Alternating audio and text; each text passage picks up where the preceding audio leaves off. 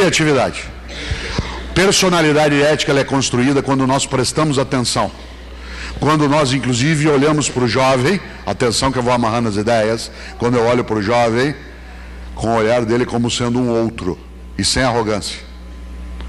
Tem pai e mãe que quando o filho chega em casa da escola, fala assim: e aí filho, o que você aprendeu hoje? Isso é auditoria.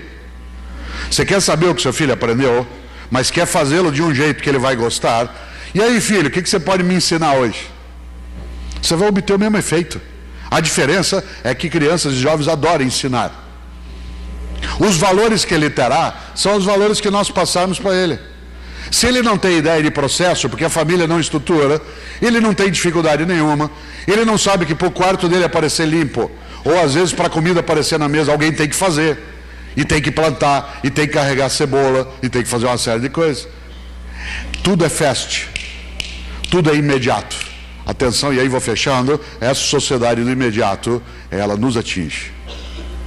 Quer ver um exemplo? E essa é uma coisa séria. Ela nos pega em cheio. Sabe quando?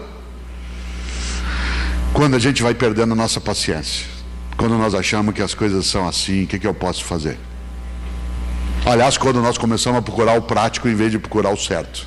Eles não nasceram prontos, nem nós. E portanto nós podemos nos fazer e refazer de vários modos. Um deles é, de fato, fazendo um seminário, voltando à discussão, trazendo pessoas, pensando, isto é, fazer o que vocês estão fazendo. Você e eu precisamos afastar o mais poderoso elemento negativo no nosso tempo, que é a ideia do carpe diem. Hoje você é incentivado o tempo todo numa sociedade comunista. E quando eu digo comunista não é socialista, comunista de partilhar de forma comum o Deus mercado. O tempo todo fica em torno do consumo de bens materiais. E é uma sociedade que te impulsiona para dizer o tempo todo: aproveite o dia. Carpe diem. Que aliás é um lema do mundo romano na decadência.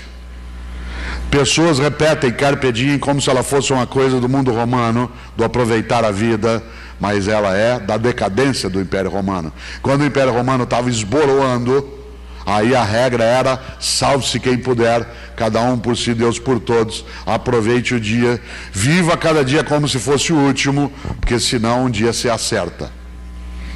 Olha só. E aí o que acontece com o jovem?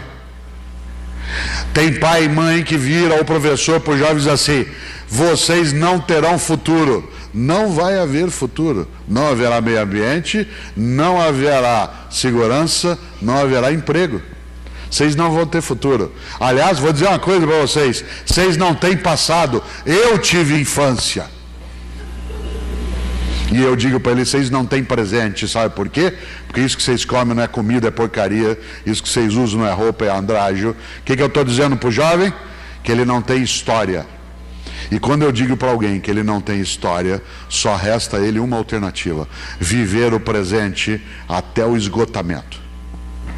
Viver o presente até o esgotamento significa, e aqui eu quero ir fechando, que aí você, nesta lógica, você chega em casa hoje à noite, quarta-feira, você chega lá 7 horas da noite, tua menina está saindo, você fala: ué filha, onde você vai? Ué mãe, eu vou para uma balada. Mas numa quarta-feira, filha? Mãe, pode ser a última balada da minha vida.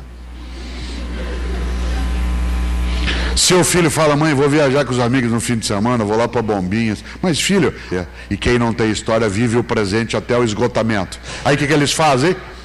Eles vão para a balada, vão para a viagem, vão para a estrutura, e aí ele bebe o máximo que ele puder, ele dança o máximo que ele puder, e como ele não vai conseguir dançar tudo que ele precisa, ele toma êxtase, ele consome outro produto, ele usa droga, e aí quando é 6 horas da manhã, ele vai para casa e não consegue dormir, aí ele toma medicamento para dormir, e depois para ficar em pé ele toma outro medicamento. Atenção, nos últimos 10 anos aumentou imensamente o consumo de Rivotril, que é um medicamento sério, entre jovens de 15 a 25 anos, que é um medicamento absolutamente bem prescrito, e aumentou o número de infartos entre jovens. Sabe por quê?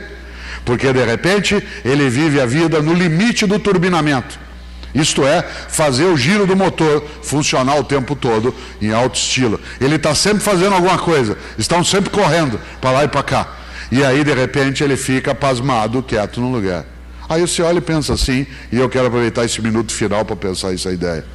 Olha só, construir uma personalidade ética exige de nós um trabalho concomitante de construir uma família ética, uma escola ética, que, entre outras coisas, claro, precisa deixar qualquer possibilidade que você ou eu tenhamos de cinismo, isto é, alguém tem que fazer alguma coisa.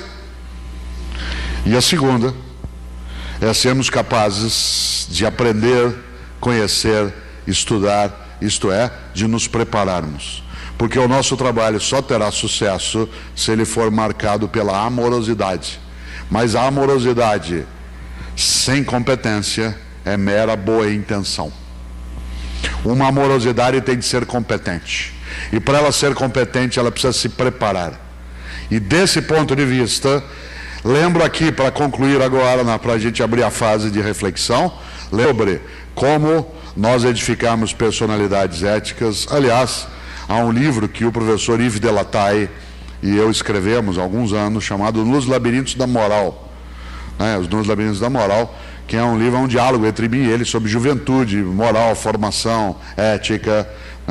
E esse livro é um livro da editora Papyrus, eu não ouvi aqui hoje. É um livro da editora Papyrus, mas você o acha em vários locais. E ele ajuda a pensar um pouco essa temática.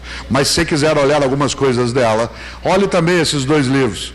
Não nascemos prontos e não espere pelo epitáfio. Especialmente para você e eu entendemos uma coisa.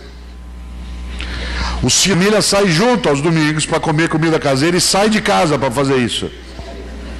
Tem alguma coisa estranha aí. É preciso, e aqui eu termino, lembrar algo especial. No que se refere a esse potirão, no que se refere a esse mutirão, no que se refere à construção de personalidades éticas, você e eu não podemos cochilar. Porque se nós cochilarmos, tem coisas na vida que é melhor começar cedo antes que seja tarde. Eu não quero ser terrorista e nem triunfalista. E quero concluir com a frase de um homem que eu aprecio imensamente, que é François Rabelais. Ele tem uma frase que eu vou dizê-la 2 vezes pela força que ela carrega. E ela vale para nós, e ela, no meu entendimento, explicita muito bem a razão dessa parceria entre a escola legislativa e a escola de paz. Rabelais, grande nome da Renascença francesa, aqui quem gosta da área deve ter lido Garganto, a Pantagruel, obras clássicas do século XVI. Rabelais diz o seguinte: conheço muitos que não puderam quando deviam, porque não quiseram quando podiam. Digo de novo: conheço muitos que não puderam quando deviam, porque não quiseram quando podiam. A gente quer, deve, pode. Alguém tem que fazer alguma coisa. Cá estamos. Obrigado.